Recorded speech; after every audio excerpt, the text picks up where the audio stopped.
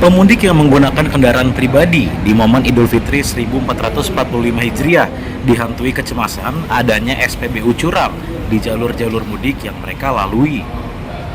Kecemasan ini muncul imbas adanya kasus Pertalite dicampur air yang ditemukan di SPBU Pertamina 34.17106 di Jalan IR Hajuanda, Kota Bekasi, Jawa Barat beberapa waktu lalu. Masyarakat, terutama yang hendak melakukan perjalanan mudik di momen Idul Fitri tahun ini, masih dihantui rasa takut menjadi korban dari potensi adanya oknum-oknum pengoplos bahan bakar di SPBU yang tersebar di jalur mudik. Salah satunya Herman, seorang pengendara Nissan Serena yang sedang mengisi bensin di SPBU Pertamina di Jalan Yosudarso, Tanjung Priok, Jakarta Utara. Herman mengaku cukup cemas karena beberapa waktu lalu sempat ada kasus bensin campur air yang terjadi di Bekasi. Herman cukup was-was karena tak mengetahui bagaimana kondisi bahan bakar di SPBU yang akan dilewatinya nanti. Ia pun akan lebih berhati-hati dan akan terus mencari informasi jika ada pom bensin yang diduga melakukan kecurangan. SPBU yang bercampur air lagi seperti kejadian di Bekasi kemarin. Hah? Pasti takut. Kalau mungkin nggak takut, ntar mau ke tengah jalan. Tapi selama ini pernah mengalami hal seperti itu nggak? Untuk sekarang sih belum pernah. Dengan adanya kasus tersebut, rencananya seperti apa Mas kira-kira? Gimana ya? Rencana untuk ini sih tetap sih ngisi ke pom bensin ini pertama. Untuk itu ya kita juga perlu cari kalau misalnya memang ada pom bensin yang curang-curang begitu. Harapannya ya semoga lebih baik lagi, jangan sampai ada oknum yang seperti itu lagi.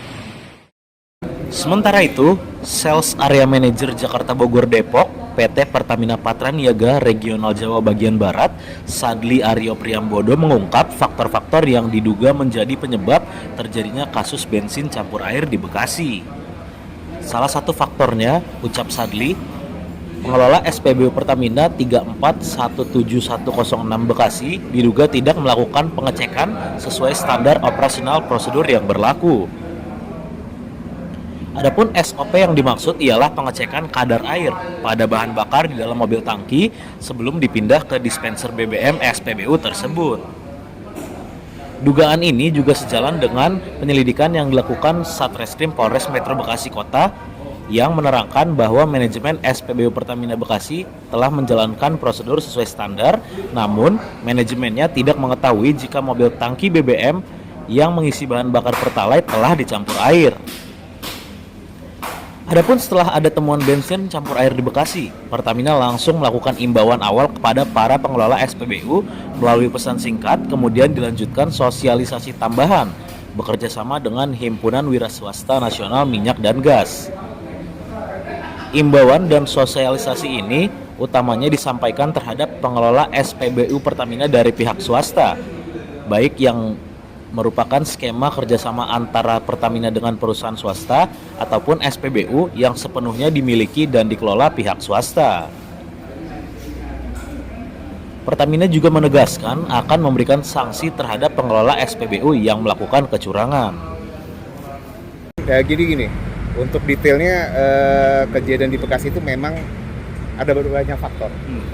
Tapi kalau di sini kita melihat kalau dari hasil investigasi kemarin lapor dari aparat penegak hukum memang ada keterlibatan oknum.